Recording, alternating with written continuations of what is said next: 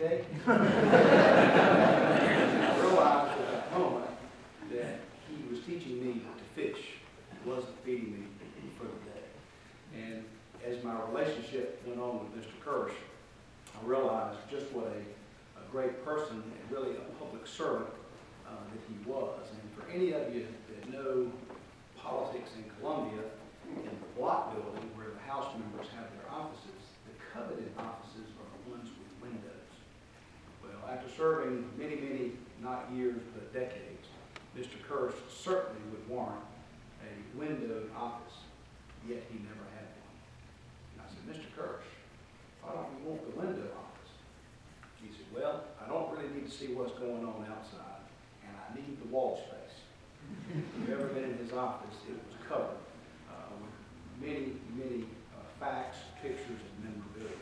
So I looked at that and I thought, you know, the person that served, when he had an opportunity to move, he chose not to. He was happy with his surroundings. As Mr. Kirsh, later in years, and really after Sue had passed, I would bring Mr. Kirsh home sometimes on Thursday afternoons, and we would meet Kevin somewhere near Rock Hill. And on one ride home, Mr. Kirsh had this big spiral notebook, and he opened it up. Now, Mr. Kirsh never met a computer that he liked. He had this spiral notebook, and as he opened it up, I looked, and he had copied and pasted different parts of the bill, and he had a highlighter, and he had written in the margin all the parts of that bill. He is the only person I know that has served to this day that literally read every single bill that came across the desk in the House that we debated and read the entire budget. I was taken aback. And I told him, I said, you know, Mr. Kirsh, it's a good thing that the legislature is salaried. Because if we had to pay by the hour, you would break the House's budget would be broken, break the bank on what you have to do. And I was just amazed at how much time he put in. And he never had a legislative aide. You know, we're allowed a certain amount of compensation for that. Sue was his legislative aide. And they worked really in unison together. I think of Mr. Kirsh, and I think of the truth he lived by of let your yes be yes and your no be no. Now, the no be no part comes second, and we know about the no from Mr. Kirsh. Right, Mr. Hayes? So we knew that. And he was not only a steward of the taxpayer dollar, he was a century against spending frivolously of taxpayer dollars. And he said no on many, many occasions. But the more I got to know Mr. Kirsh, I realized that personally, he said yes a whole lot more than he said no. And you see folks from the Department of Natural Resources in here today. I think about the state employees that he always fought for. At the same time, he would be awarded the Guardian of the Small Business recipient. He was able to do both because he really fought for what he believed in. And he believed in the importance of what state employees brought back to this state. As I reflect on the career that he had, and I think about the movie It's a Wonderful Life, one of my favorites, and it's about Jimmy Stewart playing the part of George Bailey. And he had that grand opportunity to go back and look at what life would have been without him. And he saw of the importance that he had. And I was thinking of the importance that Mr. Kirsh had in this life as I look back and thought of all the things that he had accomplished for people. And in most cases, he had never read about it in the paper. He never saw it on television. It was the small things in the scheme of things, but big in those people's lives. And then I thought of the bigger things that he had done. And I think about the protection of wildlife refuges in this area. I think about when you go to the grocery store and you don't pay sales tax on food. That was Mr. Kirsh. Those are the things that he had impact on. And there was one article that came out one time that had a derogatory comment about Mr. Kirsh. And someone asked Mr. Kirsh about it. And they said, do you think that person should resign their seat or be fired? He said, no. I'll tend to my business. He can tend to his. And I thought that was his attitude. never took it as a personal affront on anything that anybody said about him. He always lived by his axioms, and I thought of whether you're Democrat, whether you're Republican, they treated you the same, regardless of gender, or creed, or party. He was always heard. And I thought, what a glorious time in my life that I had the opportunity to spend so much time with someone that I learned so much from. I appreciate the opportunity to be here again tonight. Thank you so much. Come here this morning, as you said, not just to mourn the loss of a friend, to celebrate the life of Herb Kirsh, a good and generous man, the likes of whom we're not have to see again for a long time to come. Herbert Kirsh called himself a full-time legislator, and he didn't exaggerate. Our careers, his in the General Assembly, mine in the Congress, ran parallel for 28 years. And I can testify to the energy and effort he put into constituent service because I represent the same people.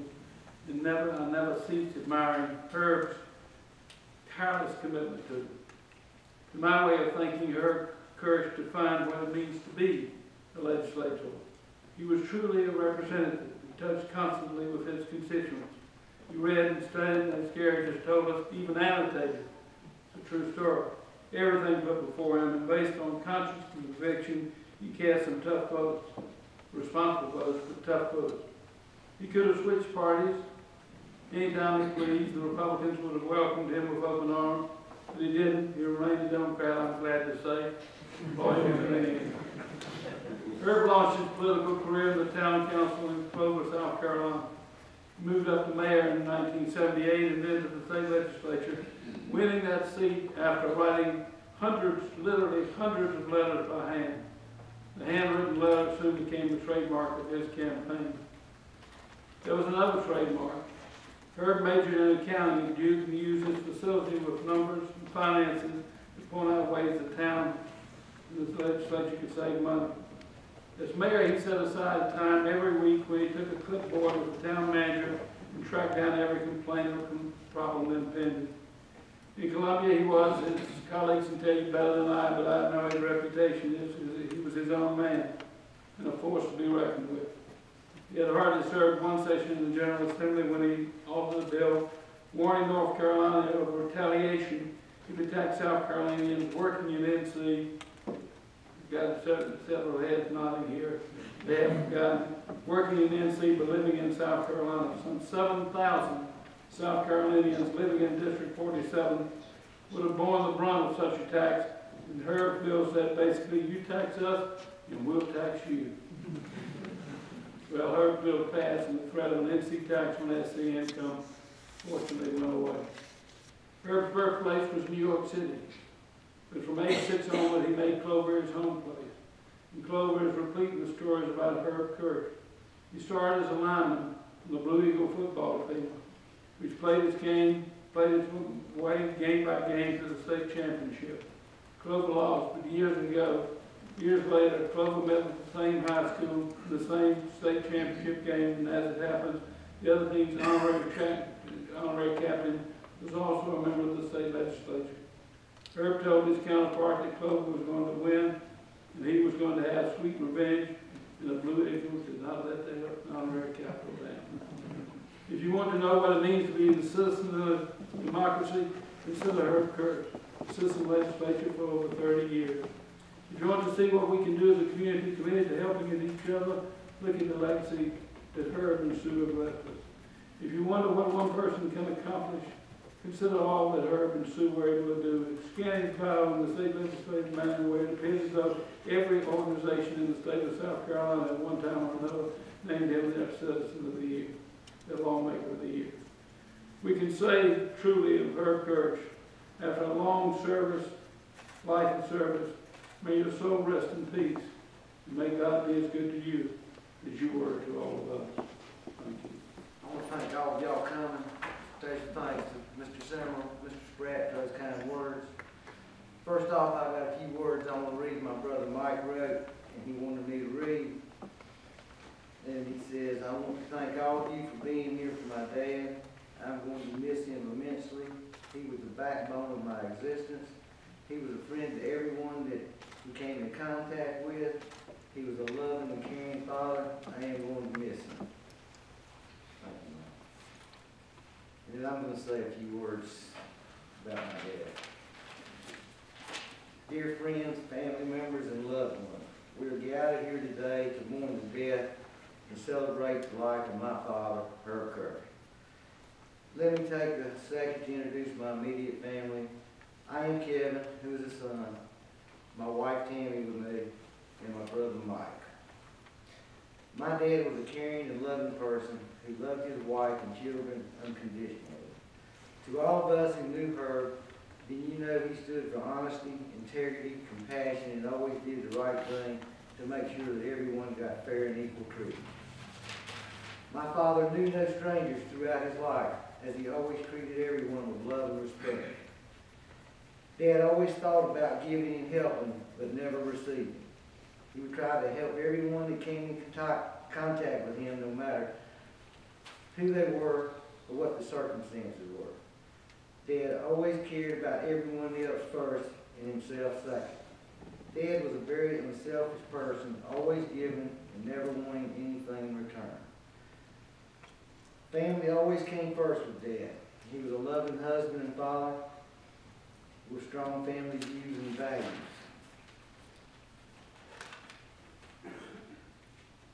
The main thing Mike and I will never forget about our father was that he always taught us to do the right thing going through life.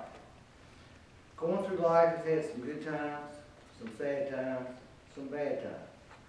It has not been a perfect life without faults, and I personally have experienced my own share of all these times. From all the experiences life had to offer, it has made me a stronger person and close as a family. Throughout these experiences, this is what our dad taught us to do. Be up front with everyone, not some of the time, but all the time, and you will receive your just reward in the end, as our dad has. Our father was a big inspiration to all of us. Now that Dad is no longer with us in person, his spirit will continue to guide us throughout our daily living. To those of you that knew our dad, you know what a wonderful person he was, and that he will greatly be missed by all of us. Mike, Tammy, and I are going to have a tough time without him, but we will stay together and keep strong, for this is what Dad would have wanted. Thanks. I'm